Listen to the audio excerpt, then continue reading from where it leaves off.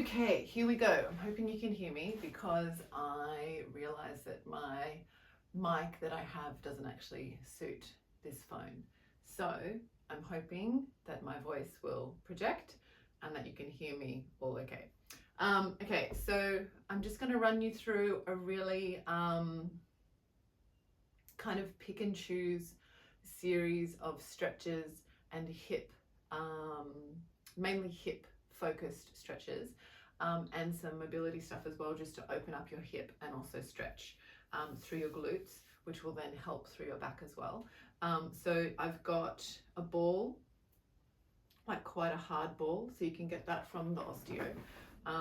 Sometimes the sports shops have them, it just depends on what they stock. I've got a couple of yoga blocks.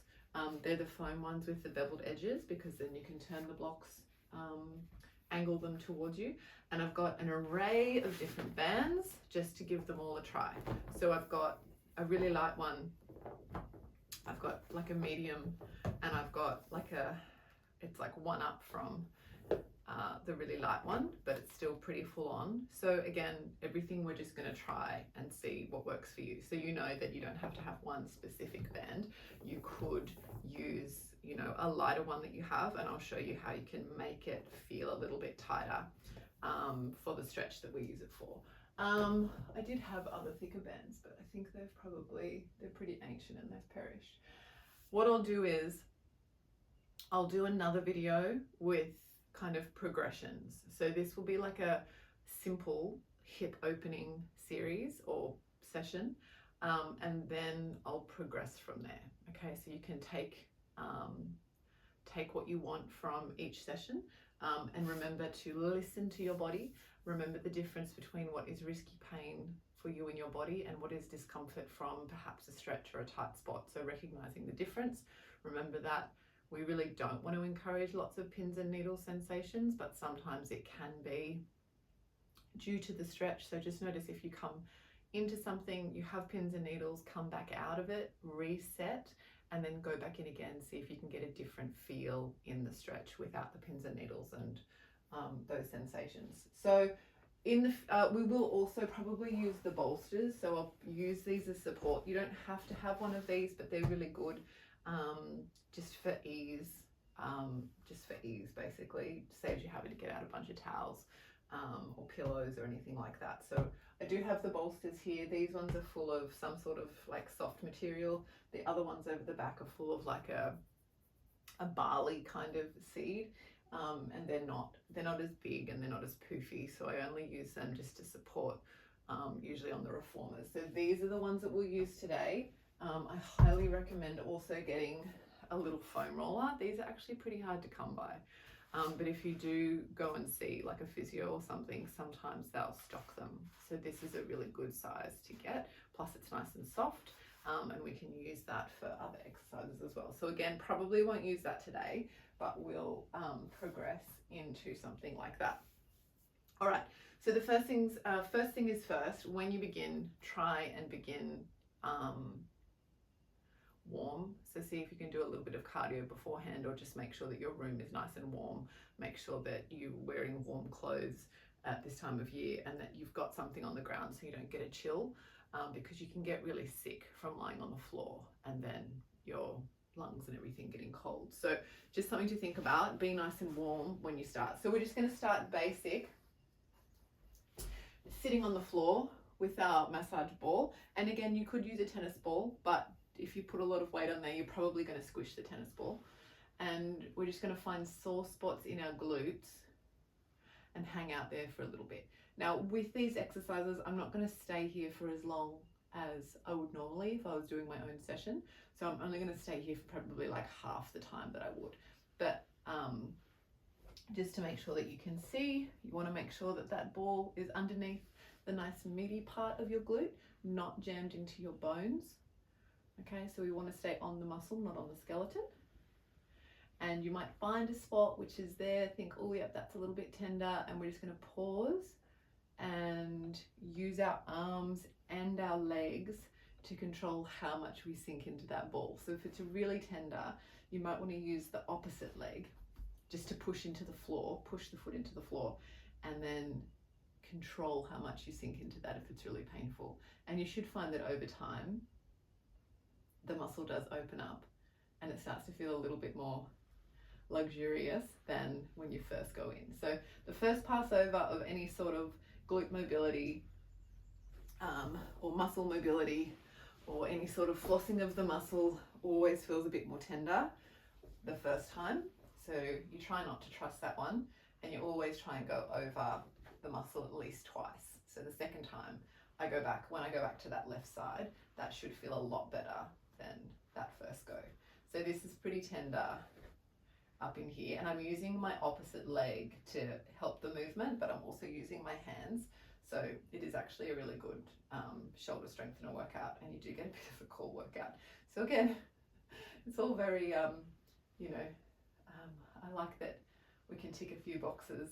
So there I'm like really tender on the outer part of my hip, but I just want to make sure I don't jam it into the joint. So I'm still on the muscle, and I'm just going to pause and take some deep breaths, and just I'm controlling how much I'm sinking into that ball using my hands and my legs. Okay, so that's the first one. So you could go on there, you could spend anywhere from 2 to 5 to 10 minutes doing that. And the more you do it, the more supple your muscles will be. So you'll get more and more efficient every time. So with this one, we can also do the feet.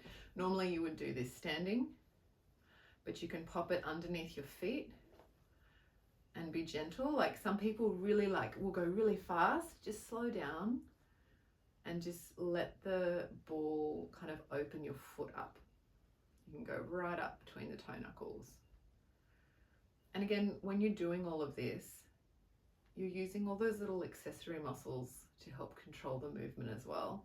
So the rest of your body isn't just kind of sitting here doing nothing. I'm getting a really good kind of core workout just by pressing the foot down, pulling the belly button gently back and up, and using the leg muscles to push the foot into the ball.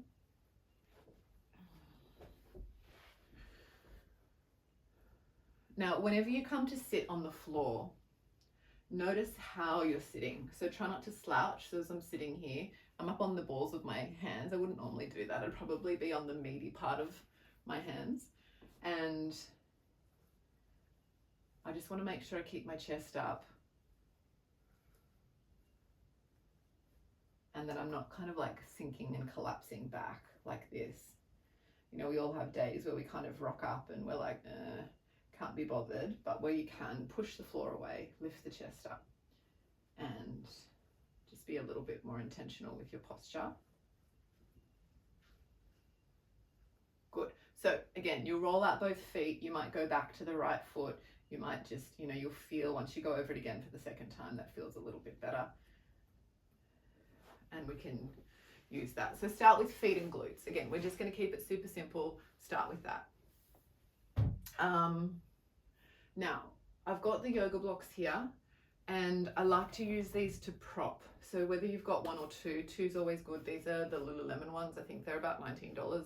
I'm pretty sure you can get them online. If your hips are really tight, or if you find that doing these hip stretches, you need a little bit of support because your knees are quite high, then you can always use the blocks underneath the knees to bring the ground closer to you, which will help your hips soften, and you may find that then you can drop the knees down. Now you can bring the blocks back a little bit and support a little bit higher if you kind of think, I don't quite want to be here, but I'm not quite flexible enough to be here. Bring the blocks back so that they're a little bit more under your upper thigh bones. And then for this stretch that we're going to start with, I want you to sandwich your feet underneath your knees. So it's not like when we sat in school and our feet were right back here. The feet need to come forward. Straighten the feet up, so toes face forward, and then sandwich those feet underneath your knees. And again, use the blocks to bring the ground closer to you if you feel like you need that support. Now, again, coming to sit on the floor, it's not as simple as just plonking ourselves down and then moving into a stretch from there. I want you to sit on the floor and rock your hips from side to side, walk your sit bones back so that your pelvis tilts forward. So this let me just make sure my pants are up, is a tucked pelvis, tucked under. The tailbone is tucked under, and this is a tilted forward pelvis. So imagine that we're trying to pour water out the front of our pelvis.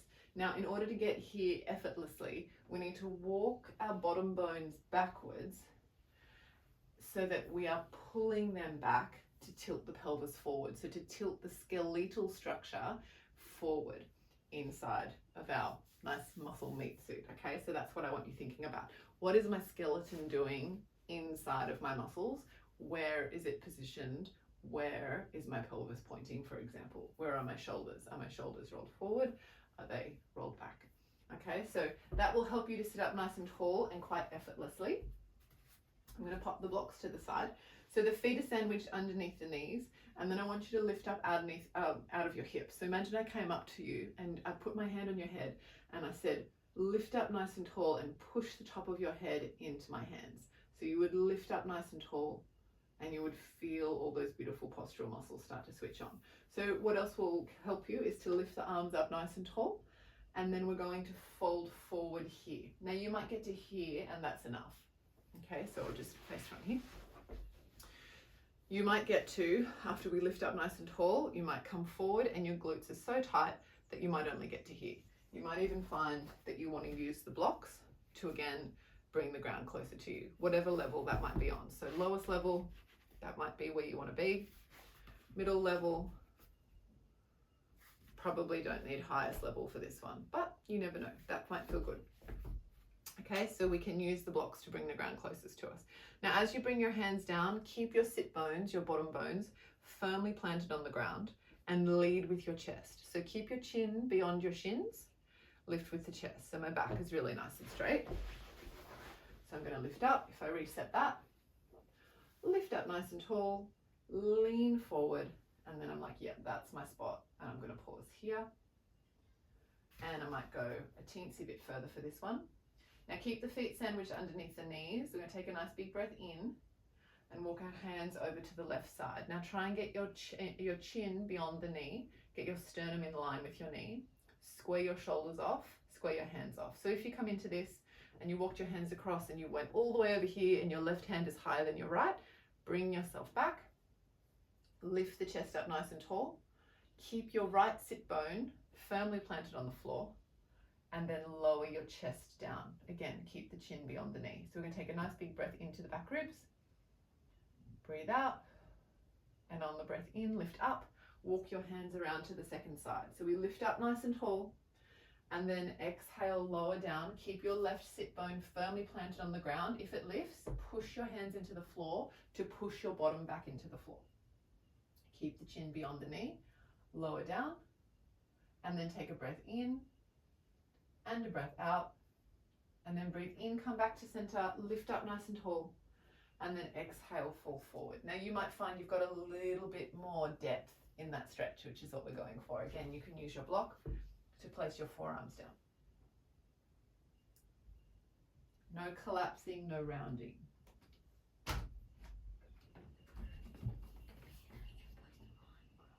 Sure. Shut the door. And then lift up nice and tall, and then we'll switch sides. So we'll do the second side. Sandwich those feet, front leg to the back, back leg to the front. Lift up nice and tall, fall forward. Again, you might have one side that's very different to the other, and that's okay. Just tell yourself we're just going to train the left side different to right. And also, if it's the first time you're doing these stretches, it's more you're coming at it from a place of inquiry and curiosity about what is available to you in your body at this point in time. So we're going to lift up nice and tall and then walk around to the right side first. So again, we're going to walk the chest around, try and get the sternum in line with the knee. Take a nice big breath in and then breathe out as you lower your chest down. Keep that left sit bone firmly pressing into the floor. Square your shoulders off, square your hands off. Use your elbows to lower yourself down. Breath in, breath out. Breath in, lift up, walk around to the second side, lift up, and then exhale, lower down. Keep that right sit bone firmly planted on the ground. Square your shoulders off, keep your chin beyond your knee, sternum in line with the knee. This one's so good for your glutes. Like It's just, oh, it saved me so many times. And then on your breath in, lift up, come back to center, and then breath out, come down. And again, hopefully you've got a little bit more depth. It should feel amazing. Keep your sit bones firmly planted on the ground. And then we'll lift up nice and tall. Now I would stay there. That one, you can do that quite quickly and have a really good effect. So you might hold for 3 rounds of breath in each position, switch sides with the legs, and then again, 3 rounds of breath in each position. And then if you wanted more, you could do 5 breaths in each position. But it's so good and it's so effective that you really, you get a lot of benefit out of, even if you can only fit it in for a short period of time. Okay, so now what we're going to do is help those knees together. You might do some little windscreen wipers. Again, sitting up nice and tall, hands can be behind you, or push the hands into the floor to keep your chest up nice and tall. I quite like this one, but I also like just having my hands behind me, up on the fingertips. And then you'll wriggle forward on your mat, okay, and then you'll keep going. Now, let's go into a lunge here. So I'm going to show you side, and then I'm going to switch around and show you the front as well. So using the blocks if you need to, if you find that you are really tight, again, you can use the blocks, say on their middle position. When you bring this front foot forward, so let's say we're on the floor, I'm going to bring this front foot forward, but this is not my finishing position, not my finishing shape. I'm going to tuck my back toes under and take the knee back. Now that machine is there, which is a bit of a bummer. So hopefully I don't go too off screen here. I'm going to wriggle that front foot forward. So I don't know if you saw that, but I use my toes. So I'm not having to manhandle my legs around. And I'm going to wriggle my toes forward, take my arms forward, come into a lunge. Now this is what I really like the blocks for, because I can lift them up onto their highest point and just feel really nice and supported and really nice and aligned. Just be mindful that your weight is pressing straight down into the block, not forward, so that you don't topple, okay? So not forward, not out, straight down into the block. So bring those blocks back underneath your shoulders, lift up nice and tall.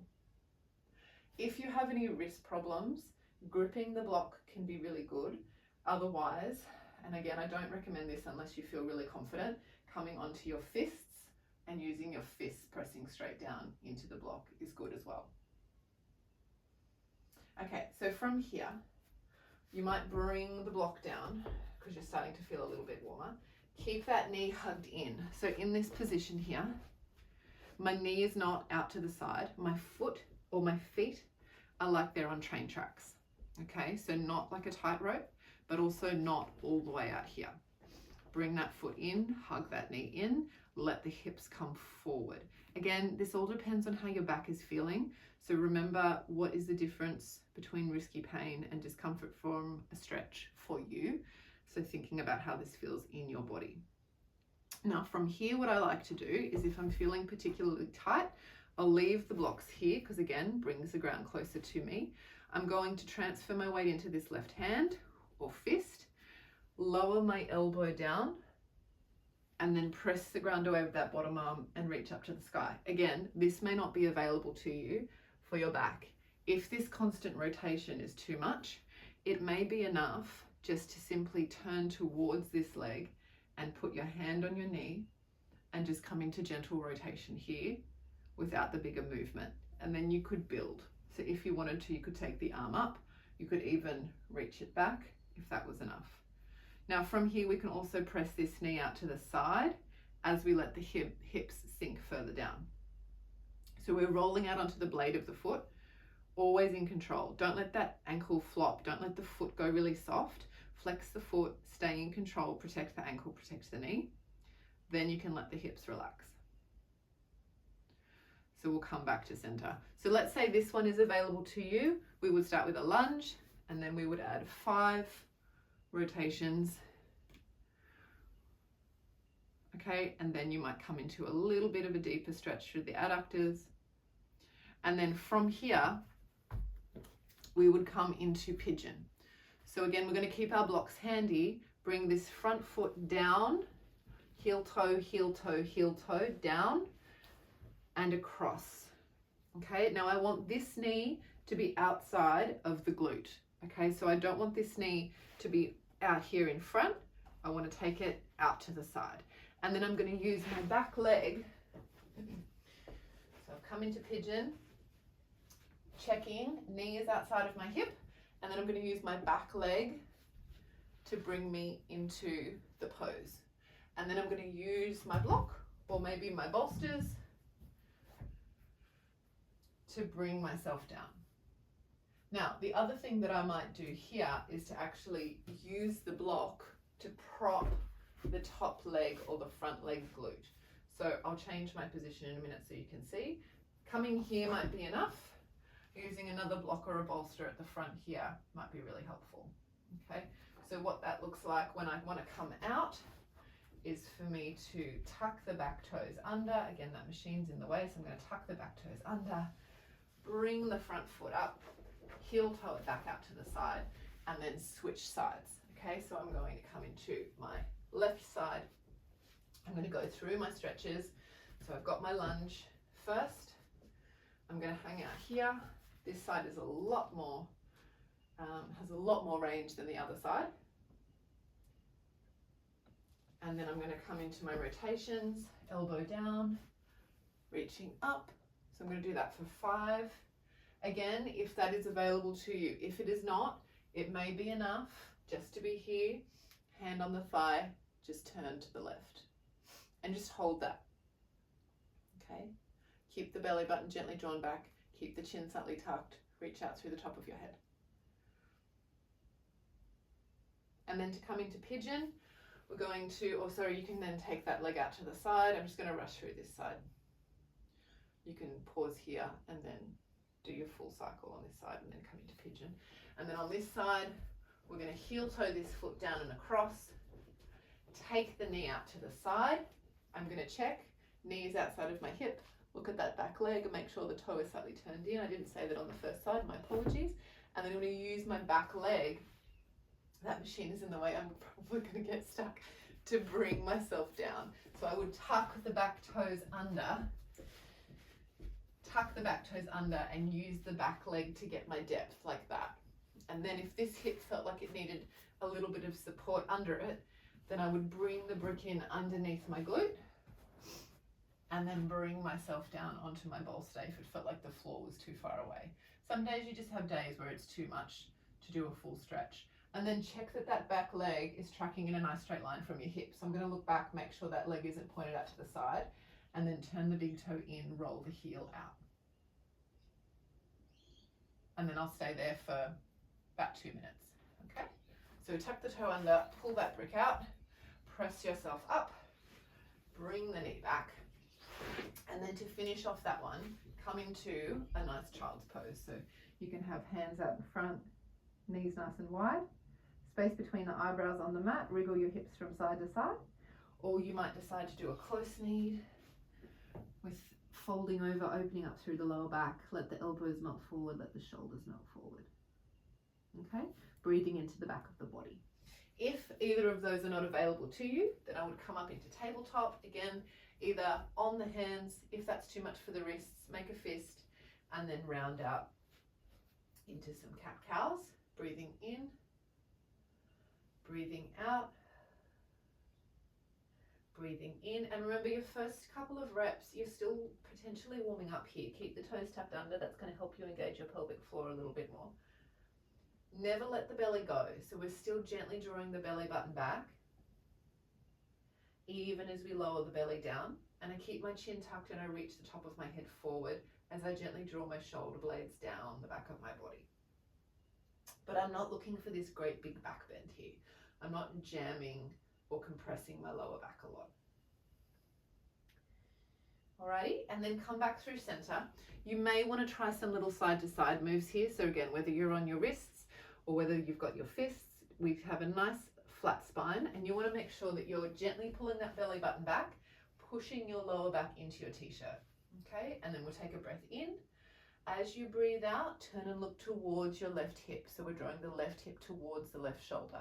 Inhale back through center, and then breathe out, look towards your right hip, draw your right hip towards your right shoulder. So you'll move through from side to side on your breath out. Don't let your tummy sag like this.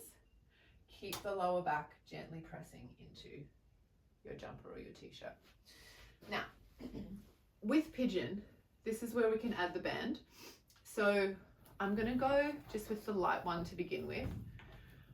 And I want to hook this around something nice and sturdy. So I'm going to hook it around my reformer, which is quite heavy, and hopefully it won't move. So from there, we are going to pop it through our hip up in here. Now, because this is quite light, I can make it thicker by just twisting it. So this is going to give me more resistance. And then I'm going to pop my leg in, bring it right up here to my thigh, and it's got a little bit more of a pull on it. I'm going to come straight back into that pigeon shape, and I'm going to heel toe that foot down and across, take the knee out, knees outside of the hip, walk the back foot back, and I can tell that that needs to be a little bit stronger, okay? Because then that's going to pull my hip out nicely. But this is the position for, example, that I want you to be in, but I probably would use something like that, your thicker band. All right, now the other one, so you'll do the left side, you'll do the right side. The other one that I want you to do is to get a thicker band, pop it around a really sturdy position. Again, make sure it's not around a machine that's going to fall over. And you are going to pop your feet into it, sit into the band, and pop it up and around.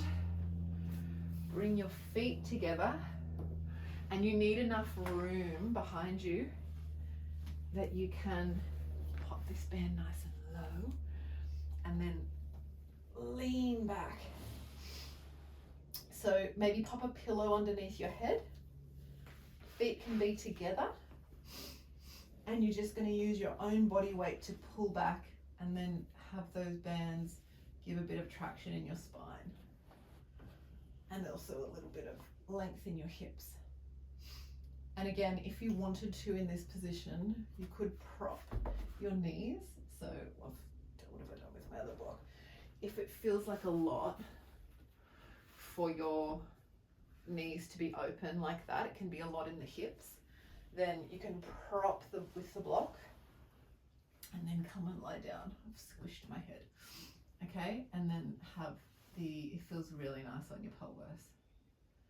I could, if I had room, I'd go back a bit further, or I think that would be a really good band to use just in general. But if I had more room at the minute, I'd go back a little bit more so there's a little bit more tension pulling down. And again, it's just going to open up that hip joint. Okay, so create space, because we do so much banded work where we pop it around our knees, and we're strengthening our glutes all the time, and we're strengthening our abs. Everything's shortening. And we want to make sure that we go the opposite way and open up those hips as well. Okay, so the other stretch that I was going to show you, we won't do keep bridge, we'll do that. I think that's what we'll do for now. The other one that's really good to do is if you have either the foam roller like this, or you can just use your yoga block. They're about the same size. I'd probably go the yoga block because this could feel quite big. But you want something that's firm that you can pop between your knees. Now again, you angle it so that it sits on the more muscular parts of your knees, not on the bony parts. So don't just plonk it in and think that's the way it's meant to be. Have a play with it until it feels like it's sitting quite flush against your knees. So same thing to open up through the hips. We're going to roll down into bridge. Have those feet about hip width apart. So we're going to have a little curl up, look left, look right. Make sure that those heels are directly underneath the knees. Roll the shoulders back and down. Don't jut your ribs up to the sky. So don't roll your shoulders back and lift your chest so much that you've got this great big flaring through the rib cage. You want to just bring the ribs down, roll the shoulders back and down, press the palms and the backs of the arms into the floor. Give that block a squeeze. Take a breath in, prepare. Breathe out. We're going to scoop the belly out, start to tuck the pelvis under. Squeeze that block, push the knees forward. Squeeze the block, squeeze the block, squeeze the block. Breathing in at the top. and then breathing out, rolling back down. You're just rolling through your own spinal mobility, whatever is available to you. At the bottom, you can tilt the pelvis forward slightly, and then breathe out. Scoop the belly button back and up to create that roll. Squeeze that block hard. Squeeze your underbutt and push your knees forward as you keep squeezing that block. Take a breath in and then breathe out, roll back down. So really take it slow and sequentially and time it to your breath. So breathe in at the bottom, breathe out, scoop the belly out, start to squeeze your butt cheeks, squeeze the block, and direct your knees forward as you keep squeezing your buttocks. Keep your pelvis tucked under, keep your ribs down. So my ribs are pointing into my hips. I'm going to lift a little bit higher, but I'm clenching under here so I don't pull into my back. If I was to just clench and lift, then I can feel immediately that this part of my back starts doing the work. So make sure that when you lift a little bit higher, you still squeeze your underbutt. Keep your pubic bone pushing through and back towards you. So I'm trying to get my pubic bone to point this way, okay? And then push my knees forward and roll back down. And it's a lot when you stay out there for a while. Everything gets fired up, but it's more of an opening through the hips because you're squeezing and working the adductors and then opening up through the pelvis, okay? Rather than when we have a band strapped on and we're pushing out and we're working the outer hips, this is going to work the inner hips, alrighty? Now, when you come out, just remember, roll onto your side, press yourself up. You can come up into a little side bend. It's like you are lifting up and over a barrel. So don't just sag off to the side. Lift up and over. And then back through center, other way. Lift up and over. And then take the legs the other way. Try not to use your hands. Lift up and over. Lift up and over. Good. We're going to start with that. Alrighty. Any questions, let me know. I'm going to upload this. I'm going to send it to you and have fun. And like I said, I'm going to do another one, but we're just going to progressively build up, especially through your pelvis and your pelvic stability. All right. Okay. Bye.